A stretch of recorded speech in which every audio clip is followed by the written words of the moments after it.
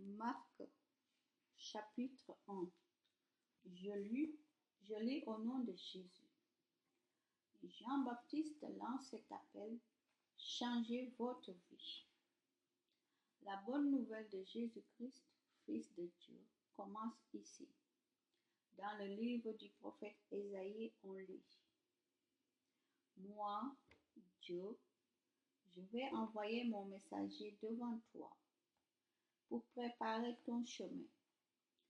Quelqu'un crie dans le désert: préparez la route du Seigneur. Faites-lui des chemins bien droits. Ainsi, Jean-Baptiste vient dans le désert. Il lance cet appel: faites-vous baptiser pour montrer que vous voulez changer votre vie, et Dieu pardonnera vos péchés. Tous les habitants de la région de Judée et de la ville de Jérusalem viennent vers Jean. Ils avouent leurs péchés devant tout le monde, et Jean les baptise dans l'eau du Jourdain. Jean porte un vêtement en poil de chameau, et il a une ceinture de cuir autour de la taille. Il mange des sauterelles et du miel sauvage. Il annonce: celui qui va venir après moi est plus puissant que moi. Je ne suis pas digne de me baisser pour lui enlever ses sandales. Moi, je vous ai baptisé dans l'eau, mais lui, il vous baptisera dans l'Esprit Saint. Le baptême de Jésus. Alors, Jésus arrive de Nazareth, ville de Galilée. Jean le baptise dans le Jourdain. Au moment où Jésus sort de l'eau, il voit le ciel s'ouvrir et il voit l'Esprit Saint descendre sur lui comme une colombe. Une voix vient du ciel et lui dit: tu es mon Fils très aimé, c'est toi que j'ai choisi avec joie. L'esprit du mal tente Jésus dans le désert. Tout de suite après, l'Esprit Saint envoie Jésus dans le désert.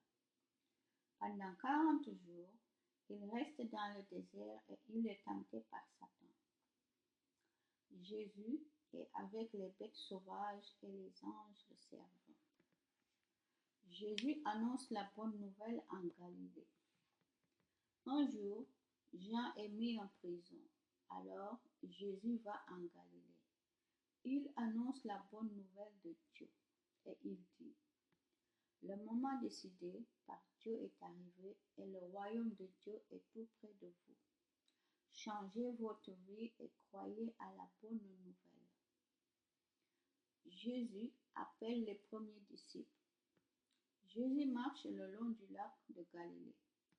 Il voit Simon et André, le frère de Simon. Ce sont des pêcheurs et ils sont en train de jeter un filet dans le lac. Jésus leur dit: venez avec moi et je ferai de vous des pêcheurs d'hommes. Aussitôt, ils laissent leur filet et ils suivent Jésus. En allant un peu plus loin, Jésus voit Jacques et Jean, deux frères. Ce sont les fils de Zébédée. Ils sont dans leur barque et réparent leur filet. Aussitôt, Jésus les appelle. Ils laissent leur père Zébédée dans la barque avec les ouvriers et ils s'en vont avec Jésus. Jésus guérit un homme qui a un esprit mauvais. Jésus et ses disciples arrivent à la ville de Capernaum. Le jour du sabbat, Jésus entre dans la maison de prière et il se met à enseigner. Ceux qui l'entendent sont très étonnés par sa façon d'enseigner. En effet, il n'enseigne pas comme les maîtres de la loi. Il le fait avec l'autorité que Dieu lui donne.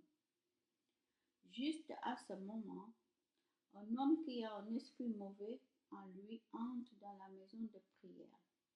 Il se met à crier: Jésus de Nazareth, qu'est-ce que tu nous veux? Est-ce que tu es venu pour notre malheur? Je sais bien qui tu es. Tu es le Saint que Dieu a envoyé. Jésus menace l'esprit mauvais en lui disant: tais-toi et sors de cet homme. L'esprit mauvais secoue l'homme avec force et sort de lui en poussant un grand cri.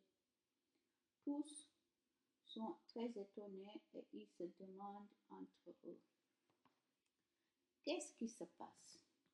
Cet homme enseigne d'une façon nouvelle et avec assurance. Il commande même aux esprits mauvais et ils lui obéissent. Alors les gens se mettent à parler de Jésus dans toute la région de la Galilée. Jésus guérit la belle-mère de Pierre. Jésus sort de la maison de prière et tout de suite après, il va chez Simon et André. Jacques et Jean l'accompagnent. La belle-mère de Simon est couchée avec de la fièvre.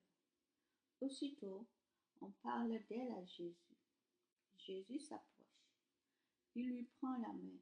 Il la fait lever et la fièvre la quitte. Ensuite, la belle-mère de Simon se met à les servir. Jésus guérit beaucoup de malades.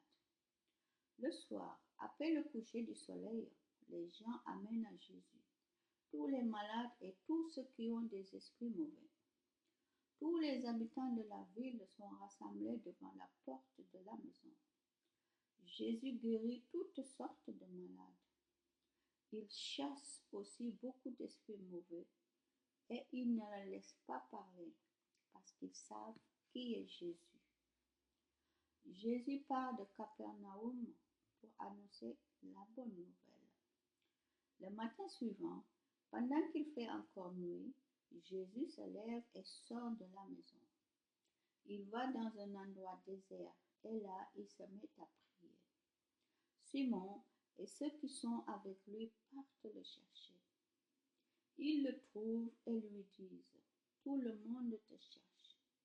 Jésus leur répond: allons ailleurs, dans les villages voisins. Là-bas aussi, je dois annoncer la bonne nouvelle. En effet, c'est pour cela que je suis venu. Et Jésus va dans toute la Galilée. Il annonce la bonne nouvelle dans les maisons de prière et il chasse les esprits mauvais. Jésus guérit un lépreux. Un lépreux s'approche de Jésus. Il se met à genoux devant lui et lui demande son aide en disant: si tu le veux, tu peux me guérir. Jésus est plein de pitié pour lui. Il tend la main, touche le lépreux et lui dit: je le veux, sois guéri. Aussitôt, la lèpre quitte le malade. Il est guéri. Jésus parle sévèrement à l'homme. Aussitôt après, il le chasse en lui disant: attention, ne dis rien à personne, mais va te montrer au prêtre et offre le sacrifice que Moïse a commandé. Ainsi, tous auront la preuve que tu es guéri. L'homme s'en va, mais il se met à raconter partout et à tout le monde ce qui s'est passé. C'est pourquoi Jésus ne peut plus se montrer dans la ville. Il reste en dehors, dans des endroits déserts. Et les gens viennent à lui de tous les côtés.